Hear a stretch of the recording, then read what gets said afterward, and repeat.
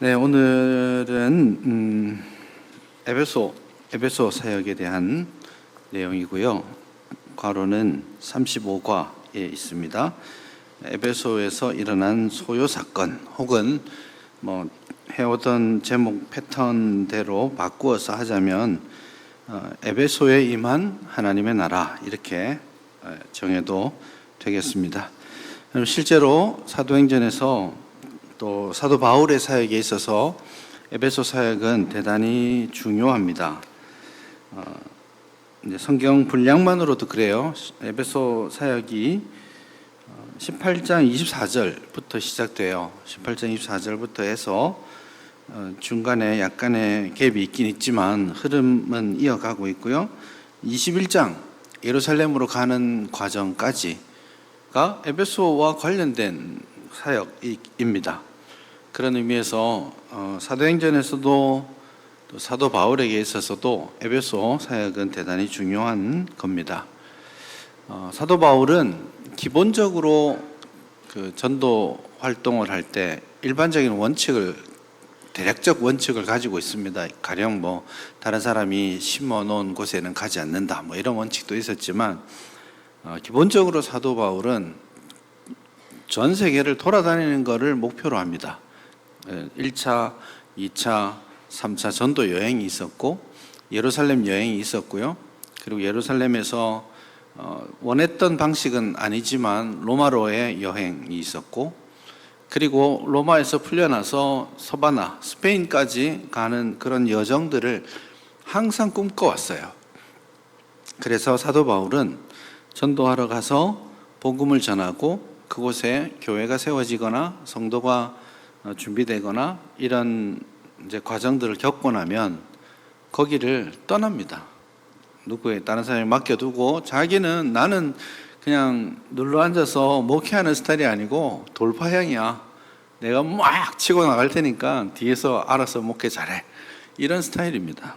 그랬는데 바울이 에베소에 와서는 3년씩이나 머물러 있으면서 복음을 전하고 소위 말하는 평소에 하지 않던 목회라는 것을 합니다. 그만큼 에베소에서 사도 바울의 사역은 사도 바울에게 있어서도 굉장히 중요한 의미를 부여했다라고 볼 수 있고요. 3년 동안 에베소에서 사역을 했고 오늘 이제 여러 가지 소요 사건들이나 이런 것들도 보게 되겠지만 굉장한 결실들도 있었고요. 그리고 그 이후에 있어서도 에베소는 중요한 지위를 가지게 됩니다. 로마 사회에서 에베소가 굉장히 큰 도시였습니다. 그 당시 대략적으로 추론해보는 학자들이 추론하는 바대로 하자면 세계에서 제일 인구가 많은 도시가 로마였습니다. 그 당시 로마 인구가 100만에서 120만 명 정도 됐었습니다. 부산보다 작네. 부산 300만인데 그렇게 생각하시면 안 되고요. 그 당시 전 세계 인구가 2억 5천만 명 정도 될 때거든요. 그렇게 치면 그냥 단순 비율로 치자면 그 로마에 사는 인구가 오늘 시대로 치자면 한 1, 2억 명 모이는 그런 도시였다고 할 수 있습니다. 그건 이제 소위 넘사벽 도시이고 그 다음부터 몇몇 도시들이 그 당시 아주 큰 도시를 형성했는데 그 다음으로 컸던 도시는 이집트에 있는 알렉산드리아입니다. 이집트의 수도였기도 하고 또 여러분 클레오파트라나 이런 여왕 이야기를 할 때 알렉산드리아 이야기가 꽤 있었죠. 그런 큰 도시가 있었고요. 그 다음이 안디옥이나 아니면 에베소 정도 봤습니다. 에베소가 그 당시 인구로 한 25만 명 정도 보았습니다. 요즘도 25만 명 작지 않습니다. 영도 인구의 2배 반 정도 되는 큰 도시였다고 할 수 있습니다. 근데 그 당시 비율로 봤을 때는 엄청나게 그냥 비율로만 따지자면 한 6, 7천만 명 사는 그런 도시였을 정도로 굉장히 큰 도시였습니다. 그 때문에 많은 역사에서도 에베소에 관한 이야기들이 소개되고 있고요. 어쨌든 그런 큰 도시에서 사도 바울이 거점을 형성하고 거기서 이제 주변의 수많은 위성 도시로 뻗어나갈 수 있는 그런 기회를 본 것으로 보입니다. 아무튼 그 큰 도시에서 에베소 사역을 3년 동안이나 하면서 하나님의 나라 복음을 전했던 그 내용들 중에 본문에 있습니다. 크게 예를 들어서 보자면 로마에서 사역했다. 이 말은 어떤 의미에서는 로마에서 사도 바울이 정치, 당시 정치 지도자들 일본가에서 정치적인 부분에 있어서 복음을 전할 의지가 있었다. 그렇게 말할 수 있겠고요. 에베소에서 그가 의지를 가지고 전했다라고 한다면 어떤 느낌이냐면 그 당시 종교 1번지에서 그 당시의 종교적인 가치를 타파하고 그곳에 하나님의 나라를 심겠다라는 의지가 강했다. 그렇게 볼 수 있습니다. 그만큼 에베소는 종교적으로도 굉장히 중요한 의미를 가지는 곳입니다. 지금 가보시면 에베소가 유적지들 중에서는 거의 유일하게는 아니지만 아주 온전한 형태로 보존이 잘 돼 있습니다. 여름에 가시면 살아 돌아오기 어렵습니다. 그러니까 가능하면 여름에는 안 가시는 것을 추천드리고요. 어쨌든 그 2000년 전에 세워졌던 그 도시인데 지금도 그 당시 2000년 전 대리석 그 길이며 세웠던 건물의 흔적들이며 특별히 본문에 나오는 그런 연극장 이런 것들이 거의 완벽하게 잘 보존되어 있는 그런 도시입니다.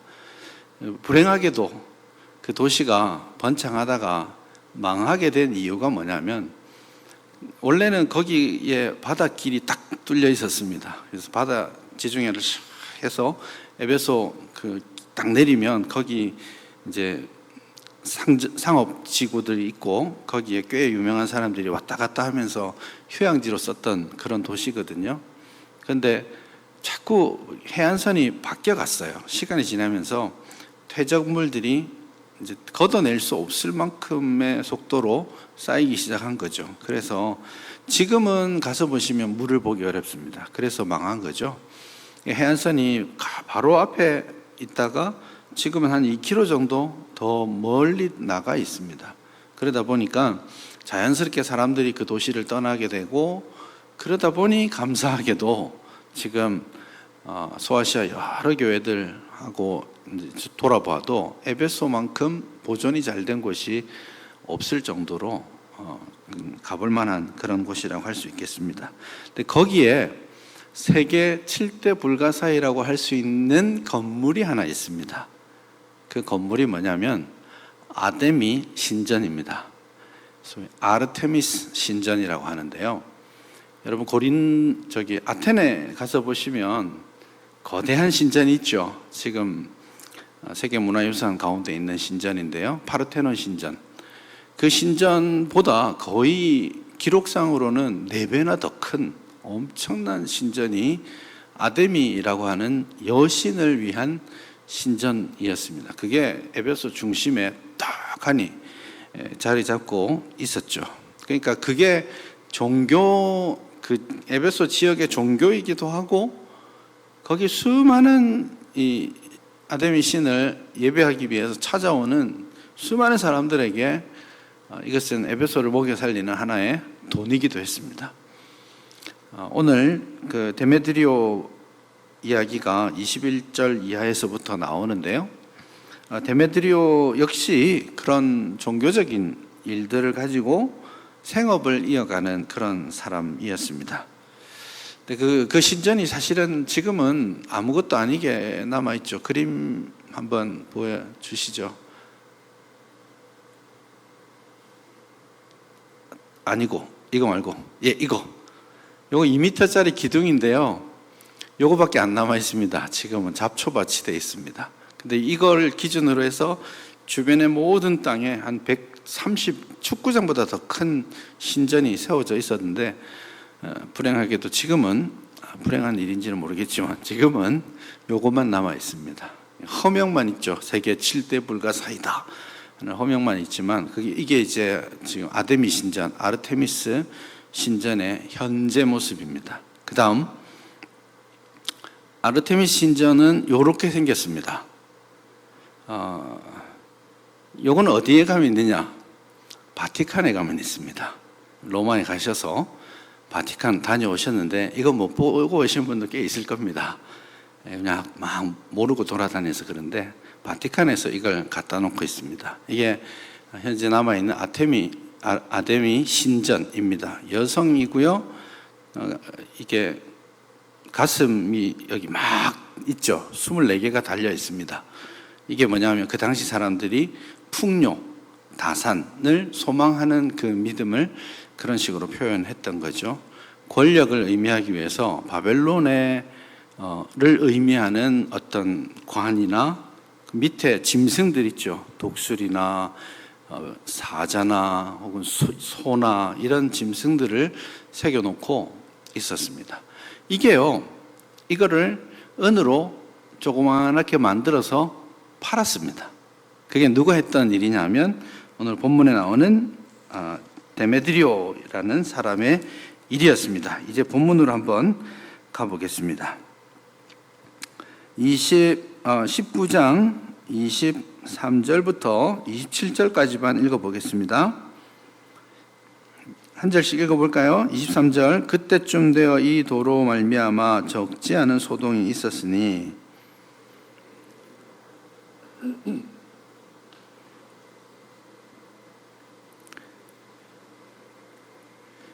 그가 그 직공들과 그러한 영업하는 자들을 모아 이르되 여러분도 알거니와 우리의 풍족한 생활이 이 생업에 있는데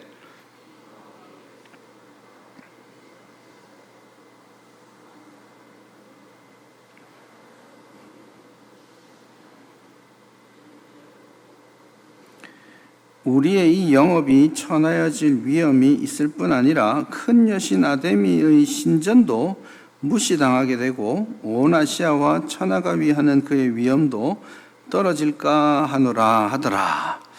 그렇게 이 데메드리오가 아까 말했던 그 여신 있죠? 그걸 은으로 녹여서 그런 신상을 만들어서 팝니다. 이건 잘 이해해야 되는데 우리도 지금 가면 살 수 있거든요.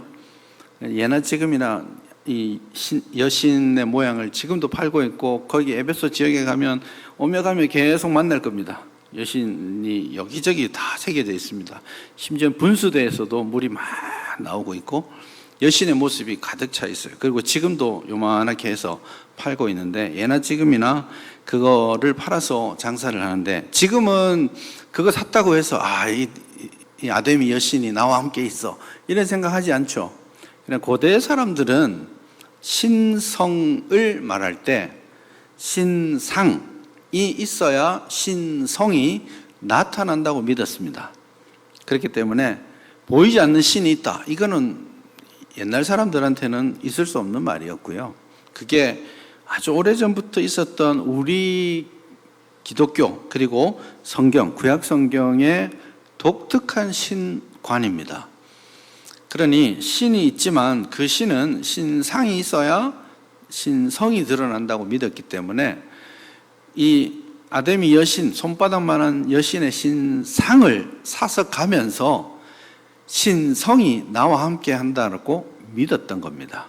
그런데 우리는 제10계명의 2계명에서 말하는 것처럼 신상을 두지 않아야 하는 것이 우리의 신앙 고백이죠. 그러니 사도 바울이 와가지고 그 따위 것들에게 무슨 신성이 있단 말이냐? 하나님은 진짜 신은 사람이 만든 어떤 것에 깃드는 것이 아니라 하늘에 계신다. 뭐 이런 말씀을 전하니까 이거 가만히 보면 장사가 안 되게 생겼거든요. 그래서 이 사람들이 영업업자들을 만나가 이 사람들이 신앙인인지 업자인지는 잘 모르겠지만 업자들이 서로 모여가지고 우리 풍족한 생활이 이거 끝장나게 생겼다. 근데 그렇게만 말하면 사람들이 야, 너 배부르자고 지금 하는 소리냐? 이런 소리 들을까 봐 그 다음 말을 하죠. 26절에 보면 사람의 손으로 만든 것들은 신이 아니다. 이건 그 당시 고대의 신관을 아주 정면으로 도전했던 사도 바울의 말입니다. 이렇게 하니까 장사가 안 되기 시작하는 거죠.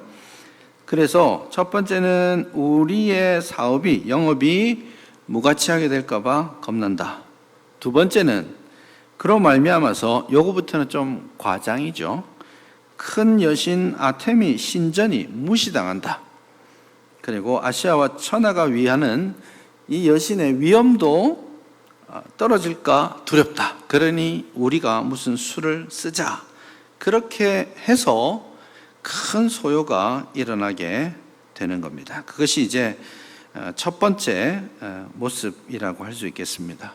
하나님의 나라 복음을 가서 아주 착실하게 전해 왔었습니다. 그런데 그 복음이 좀 전해지는 그 순간에 어떤 형태로든지 복음을 대적하는 사람들이 나타나게 된다라는 겁니다. 이것은요, 우리 시대에도 마찬가지입니다. 우리가 하나님 나라 복음을 전하고 하나님 나라의 가치를 전달하다 보면 어떤 이유가 되었든지, 그것이 종교적인 이유였든지, 혹은 본문에서 말하는 것처럼 그것이 경제적인 이유였든지, 혹은 정치적인 상황의 문제였든지, 어떤 이유를 들어서든지 세상 나라는 하나님 나라의 확장을 원하지 않습니다. 하나님 나라 복음의 가치가 전달되는 것을 막고 싶어 하죠. 그 과정 가운데 하나님의 나라는 필연적으로 어려움, 핍박을 받게 되는 겁니다. 그 원리를 우리가 잘 이해해야 됩니다. 이 원리를 가지고 거꾸로 하나님의 나라 진정성에 대해서 생각해 볼 수 있습니다. 내가 예수 믿고 살아가는데 이 땅에서 직장 생활하고 학교 가서 학교 생활하고 사회 생활하는데 내가 예수 믿고 예수님의 도를 따라 살아가는 것이 사람들에게 불편하지 않으면 그건 무슨 뜻이겠습니까? 정확하게 하나님의 나라 가치를 구현하고 있지 않다라는 뜻이기도 합니다. 왜냐하면 오늘 본문이 보여주는 것처럼 하나님 나라 가치를 이 땅 세상 나라에서 살아내려고 하면 반드시 가치관의 혼란을 경험하게 되고 그로 말미암는 핍박, 혼란, 손해 이런 것들을 겪을 수밖에 없다라는 겁니다. 그 사실을 우리가 잘 기억해야 되겠습니다. 어쨌든 데메드리오가 아주 교묘한 말을 섞어가면서 사도 바울을 대적하게 합니다. 그 위세가 아주 대단한데요. 28절을 한번 다시 보시죠. 28절 같이 한번 읽어봅시다. 시작. 그들이 이 말을 듣고 분노가 가득하여 외쳐 이르되 크다 에베소 사람의 아데미여, 크도다 에베소 사람의 아데미여 하고 외치기 시작합니다. 그리고 이게 온 시내가 요란해서 29절에 보면 바울과 같이 다니는 여러 사람들을 잡아 끌고 갑니다. 그리고 일제히 연극장으로 달려 들어갔다. 그렇게 되어 있습니다. 로마가 연극장을 가는 곳곳마다 세우는데 제가 보기에는 에베소에 있는 이 연극장이 가장 거대하고 가장 완벽하게 지금도 보존되어 있습니다. 항공 사진을 한번 보시죠. 사진, 세 번째 사진. 네, 굉장히 먼데 저기에 25,000명 이상이 앉을 수 있는 그런 곳입니다. 거기서부터 오른쪽으로 그 하얀 길이 있죠. 그게 대리석으로 깔려져 있는 길인데 그게 주도로입니다. 원래 이 왼쪽 앞에서 배가 딱 내리면 거기서 쭉 올라와서 대리석 길을 따라 갔죠. 그게 이제 소위 로마 역사에 나오는 클레오파트라와 안토니우스의 사랑 이야기며 그게 그 겨울 궁전이 에베소에 있었거든요. 그 길을 따라 이제 로마의 모든 권력자들이 돌아다니던 그런 길인데 그 주도로에서 제가 상상으로 그림을 그려서 보자면 사람들이 이 데메드리오가 이제 분란을 일으키고 거기에 흥분한 사람들이 그 길을 따라서 사도 바울과 관계되었다라고 의심되는 사람들을 몰아서 저 연극장으로 갑니다. 연극장이 25,000명이 앉을 수 있는데요. 저 같은 사람이, 제가 목이 좋지 않은 사람인데 앞에서 야 하면 다 들리도록 구성되어 있습니다. 지금도 여기서 음악회 하거든요. 마이크 없이 합니다.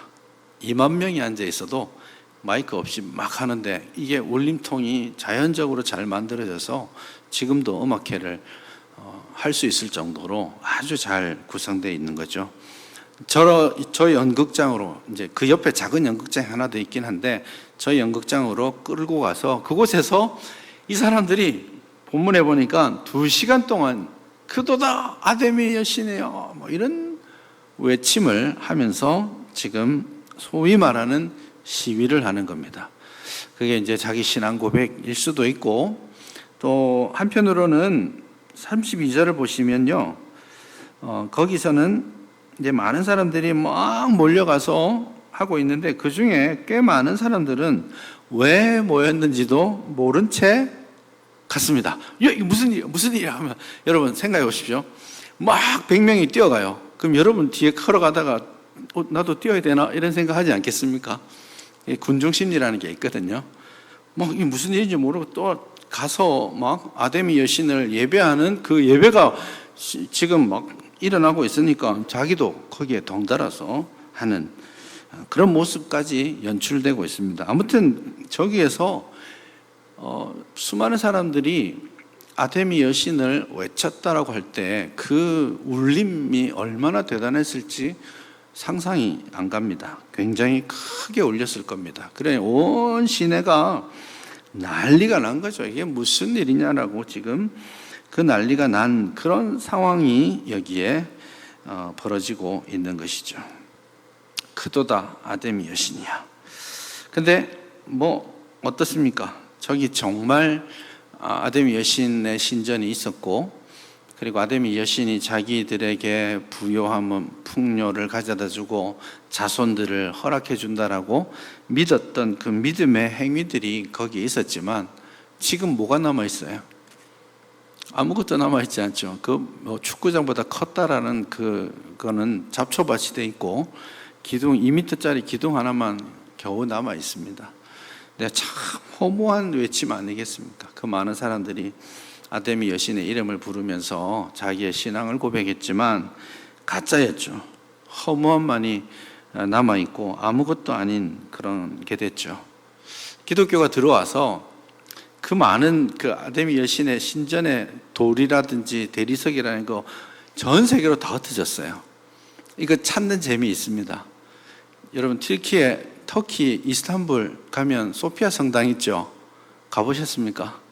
소피아 성당 가시면 여기서 온 대리석 거기 갖다 놓고 썼거든요. 거기에서 이 아데미 신전의 대리석이 어디에 붙어 있는지 찾아보시면 좋을 거예요. 갖다 씁니다. 로마의 기독교가 그런 걸 잘했습니다. 튀르키예 그 이스탄불에 보면 거대한 물 저장고가 있는데, 그 물 저장고 제일 구석에 여러분 이제 보면 돌이 된다고 했던 그 신화 있죠. 메두사. 그 메두사의 머리가 그 물 저장고 제일 구석에 박혀 있습니다. 일부러 그걸 억지로 가져와 가지고 물 저장고, 물이 항상 이렇게 찰랑찰랑 차도록 되는 그곳에 그걸 바로 세워놓지도 않고 뒤집어 가지고 세워서 그게 기둥으로 삼았어요. 그러게 이게 기독교가 이방 종교를 이겼다라는 이제 로마 방식의 일종의 어떤 승리하는 기독교 이미지, 이런 것들을 강조하는 하나의 방식이었는데, 그 때문에 세계 곳곳으로 이 아르테미스 신전의 대리석이나 신상이나 이런 것들이 막 흩어지게 되는 그런 이유가 되었죠. 조롱하기 위해서 그랬던 겁니다. 근데 한편으로는 그렇게 번성했던 아르테미스 신전과 여신은 그냥 폐허가 되어 있고 그냥 아무것도 볼 게 없는 그런 곳이 되어 있지만, 혈혈단신 때리면 맞고 쫓아오면 피해야 되는 사도 바울의 모습을 한번 생각해 보십시오. 특히 2차 전도 여행은 너무너무 힘든 시간들을 계속 보냈거든요. 가는 곳곳마다 매맞고 쫓겨나고 계속 도망치고 있고, 데살로니가부터 계속해서 쫓아내려온 사람들이 사도 바울 잡으려고 무슨 정성입니까? 일주일이고 열흘이고 쫓아다니면서 저자 잡아서 죽여야 돼 이러면서 쫓아다니고 있죠. 너무너무 힘든 시간들을 보냈을 텐데, 그렇게 바울이 짊어지고 갔던 복음의 여정, 정말 연약하고 아무것도 아닌 그런 출발이었지만, 힘없는 기독교의 모습이지만 지금 어떻습니까? 지금은 그 폐허가 된 아르테미스 신전하고 완전히 역전되어 있죠. 죽어버린 종교가 아니라 생명이 있는 계시이기 때문에, 복음에 생명이 있기 때문에 그것이 계속해서 살아있는 겁니다. 연약해 보여도, 핍박받는 것 같아도 하나님의 복음은 확장됩니다. 왜요? 잘 버텨내서 그래요? 아닙니다. 힘이 있어서요? 아닙니다. 복음 자체가 생명이 있기 때문에 그렇습니다. 이걸 참 오해하시면 안 돼요. 아까 로마 기독교가 승리주의적 기독교의 모습을 좀 가지게 됐는데, 그게 중세를 만들어냈거든요. 기독교의 쇠퇴와 타락은 거기서부터 왔습니다. 오늘 이 땅에서도 기독교를 보면서 기독교가 기득권화되고, 기독교가 재물이 많은 곳이 되고, 기독교가 힘 있는 곳이 되어 있어요. 그래서 저 주변에도 한 번씩은 우리 사실 동성애 이슈라든지 낙태 이슈라든지 우리가 목소리를 내야 되는 것들이 많은데, 그런데 섬뜩한 건 그 목소리를 내는 것도 중요하지만 되게 조심스러운 건 뭐냐면, 그걸 승리주의적 방식으로 목소리를 내려고 합니다. 이번에 한번 우리 힘을, 본때를 보여줘가지고 기독교를 함부로 못하게 해야 된다고 하시는 분들이 있어요. 그게 겉으로는 확실히 효과를 볼 수는 있겠습니다. 정치인들이 표가 무서워서, 교회의 표가 무서워서 교회가 싫어하는 일을 안 하게 되는 그런 일도 있겠지만, 사실 복음의 능력은 그런 교회의 재력이나 교회의 이제 그 voting power라고 하죠. 그런 거라든지 그런 권력에 굴복하는 것으로 나타나지 않습니다. 교회의 능력은 십자가잖아요. 본질은 십자가입니다. 십자가의 본질은 뭐예요? 하늘보다 높으신 하나님의 아들, 최고의 권력자이신 하나님의 아들이 그냥 다 고개 숙여! 하고 명령해서 당신의 뜻을 보이시면 될 것 같은데, 그게 제일 쉬운 거 아니에요? 그런데 십자가를 선택하셨거든요. 그러니까 능력을, 힘을 드러냄으로써가 아니라 연약함 가운데 살아있는 생명을 전달하기를 원하신 게 하나님의 방법입니다. 그러니 이 땅의 교회도 세상 보기에는 참 어리석은 것 같지만 지금도 마찬가지 아닙니까? 왼뺨을 돌려 때리면 어떻게 해야 됩니까? 승리주의적 기독교는 다시는 손도 못 올리게 힘을 보여주면 돼요. 그러면 안 맞을 거 아닙니까? 그런데 예수님은 너의 왼뺨을 때리거든 오른뺨도 돌려대라, 이렇게 말씀하시죠. 그게 저는 교회가 이 땅의 기독교가 놓쳐서는 안 되는 원리라고 생각합니다. 더 쉬운 길일지 모르겠지만, 힘을 보이는 것이 쉬운 길일지 모르겠지만, 진짜 생명과 진짜 능력은 십자가의 원리에 있기 때문에 오늘 저와 여러분들의 삶 역시 어리석지만 오른뺨을 돌려대는 그 연약함을 유지하기 위해서 노력해야 한다 생각합니다. 그래서 우리가 가지고 우리의 덩치를 보이는 게 아니라 우리 안에 있는 복음, 우리 안에 있는 십자가의 생명, 이게 살아 움직이도록 우리 자신을 내어드리는 것, 그것이 진짜 복음의 핵심이 아닌가 그런 생각을 합니다. 그 일들을 사도 바울이 꾸준히 감당했습니다. 하나님 나라 복음을 전하는 일에 이 에베소에서 다른 종교가 극심하게 힘을 내는 그곳에서 우상이 힘을 내고, 우리가 보지 않았지만 19장 첫 부분은 마술과 관련된 책을 불태운다든지 그런 내용들이 나오잖아요. 그런 우상과 마술, 온갖 잡다한 영적 세력이 가득한 그곳에서 하나님 나라 깃발을 혼자 혈혈단신으로 다 꽂고 거기서 매맞으면서 쫓겨다니면서 그 복음의 가치를, 살아있는 생명 있는 복음의 가치를 전달하려고 했던 사도 바울의 그 모습을 우리가 좀 보았으면 좋겠습니다. 넘어져도, 때로는 가로막혀도 낙심하지 말고 우리가 하나님 나라 복음을 심는 사람이다. 누가 반대하면 내가 살아있는 복음을 전하고 있구나. 누가 나를 욕하면 내가 아직도 세상이 나를 구별할 정도로 신앙생활을 하고 있구나. 그래서 내가 핍박받기에 합당한 존재, 하나님 나라의 일꾼이라는 것을 감사할 수 있는, 기뻐하며 그 사명 감당할 수 있는 우리 모두가 되었으면 좋겠습니다. 그러면 하나님께서 우리에게 결실하게 해주실 겁니다. 그 믿음 가지고 한번 기도했으면 좋겠습니다.